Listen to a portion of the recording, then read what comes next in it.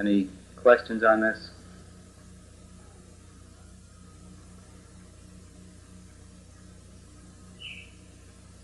Do not be the doer. Don't you plan? Don't you do everything normally? Or sit back? No, the right way is not to plan because everything's perfect. Let it happen.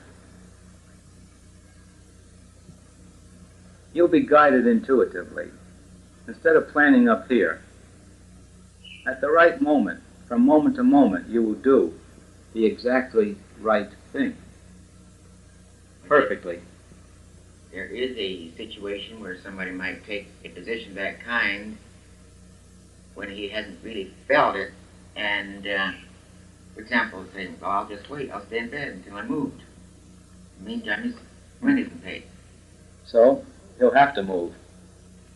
If we assume that we are there, and we are not, we are soon awakened to the fact that we are not there. Bob, I'm putting out the top state now, the perfect state, where everything is in absolute harmony every moment. Then you never think, except this very moment. And at this very moment, you know from within just what is the right thing for you to do. So you're guided intuitively each and every moment, and everything falls perfectly into line. All right, now if you're not there, of course you have to think. You have to plan. But this is the goal to strive for, the one that I'm speaking about. This is the top state. You're there, you don't have to plan, you can instantly materialize a palace of gold. Well, in practice, then, it's probably in the beginning a combination of the two, where things go very easily, and then sometimes you have a hump in which you plan. You plan it out, and then other things. I suppose that would be the gradual development then. Use that which is available to you now. If we are in a thinking realm, of course, we have to think.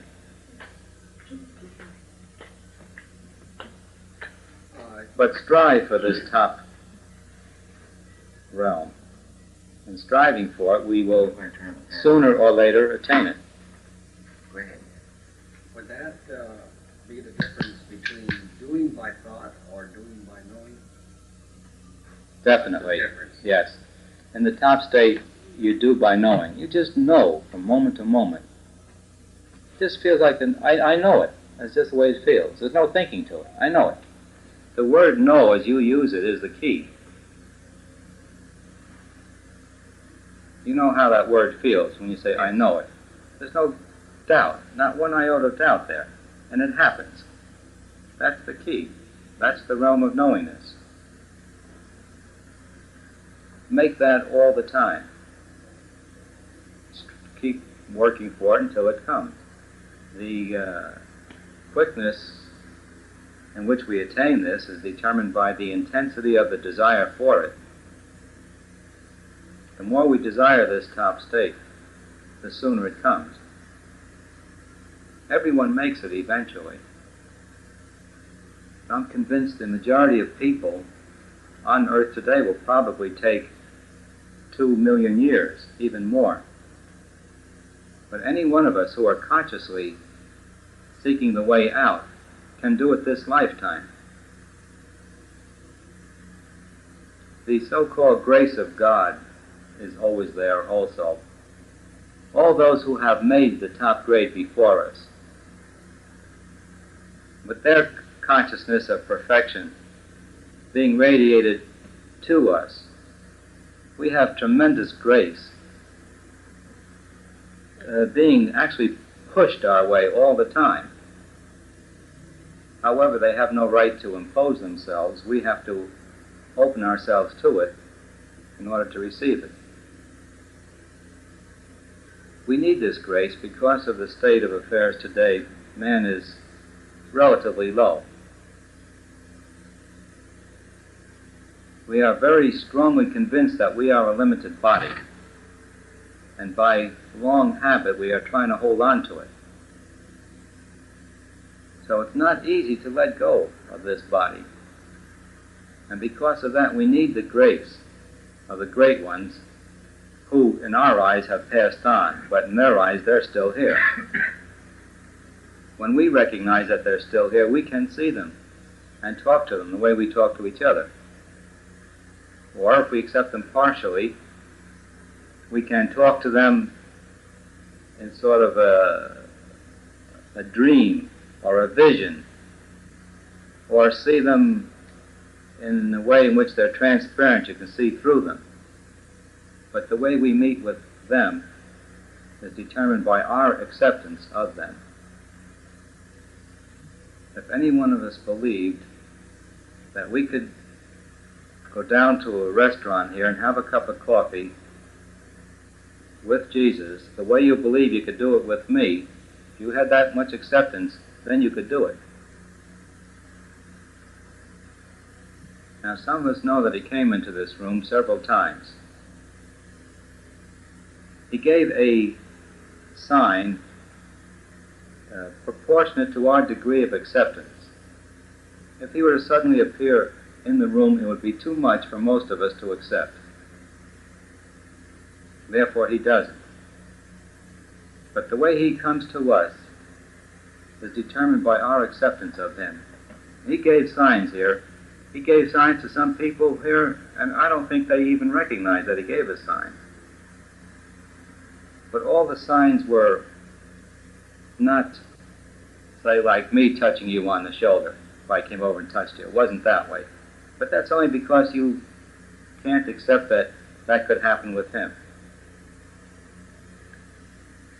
The point I'm trying to make now is that we should open ourselves to the help of the great masters. Jesus wants to see each and every one of us know our perfection. He can't force it upon us. But his hand is always extended. It's good to keep this in mind. Then we open ourselves more to the help. How do we request and receive this help? We have to do something, you say. We have to be accepting of Jesus as being alive, just as much as we are. Capable of meeting with you the way we meet with you. Then it can happen. We have to be open to the help. The help is always being sent to us. Are there words to say, thoughts to carry? Yes. But I can't give them to you. That's up to you. See, I give you the general principle, acceptance of him, the way he is.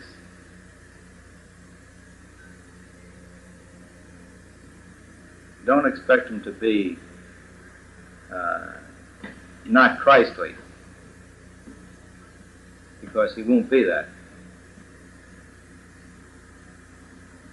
However, he can appear as a very humble human being in form. Being omnipresent, at any moment he can appear to anyone and speak with them. He will be as Christ. It won't be in disguise, will he? The beggar at the door, or... No. Oh, I didn't think so. But... The only disguise is the one that we put on him. He will never disguise himself. He wants to be recognized as Christ. And when I use the word Christ, I mean the principal Christ. That's not his name. His name is Jesus, the Christ. The man Jesus had the Christ consciousness. We have to accept him in his consciousness, which is extreme humility, simplicity,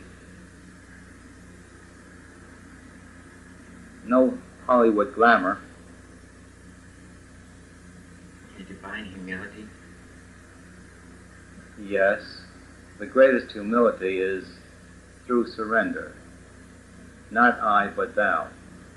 It is not I, the Father who worketh through me. Everything I do is God God's work. I am not doing it. It's surrender of the ego being the sense of individuality. You've got to surrender yourself as an individual. From where you stand now, the other person should not concern you. The only thing that should concern us is what we do.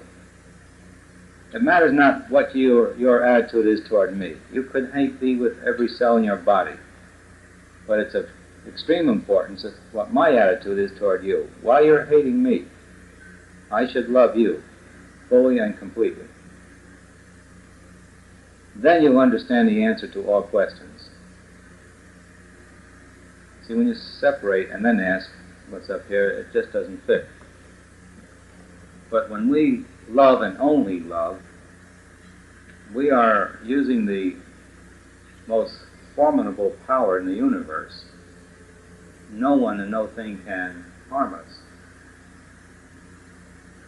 We can never ever be hurt, unhappy, if we would only just love without any hate.